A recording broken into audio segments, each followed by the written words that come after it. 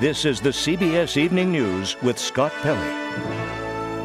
Good evening. By many measures, football as practiced by the NFL is the most popular product in America.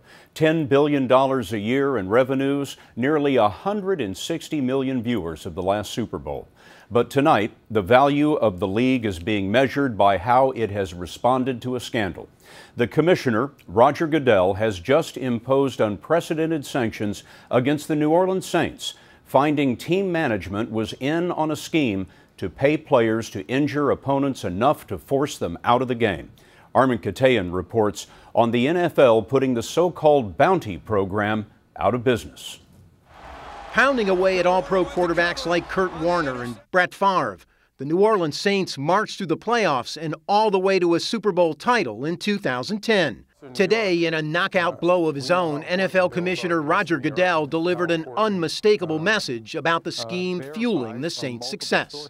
I don't think you can be too hard on people that put at risk our players' health and safety. We need to change the culture. This is another step in changing that culture. Earlier this month, an NFL report based upon a 2-year investigation had implicated as many as 27 Saints players in the so-called bounty program that ran between 2009 and last season. Then defensive coordinator Greg Williams was cited for handing out cash to his players for injuring opponents. They allegedly received $1,000 for forcing an opponent to be carted off the field, $1,500 for a knockout hit. Linebacker Jonathan Vilma is accused of putting up $10,000 of his own money for anyone who took Favre out of the NFC Championship game. Goodell suspended Saints head coach Sean Payton for the 2012 season without pay for failing to stop the program and falsely denying its existence. Williams, the architect of the pay-to-injure scheme, was suspended indefinitely. Assistant head coach Joe Vitt received a 6-game ban.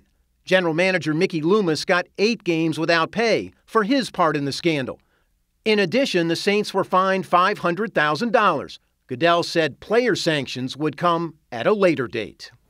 The only previous action that comes close to today's punishments dates back to 1963 and the year-long suspension of NFL stars Paul Hornung and Alex Karras, Scott, for gambling. Thank you, Armin.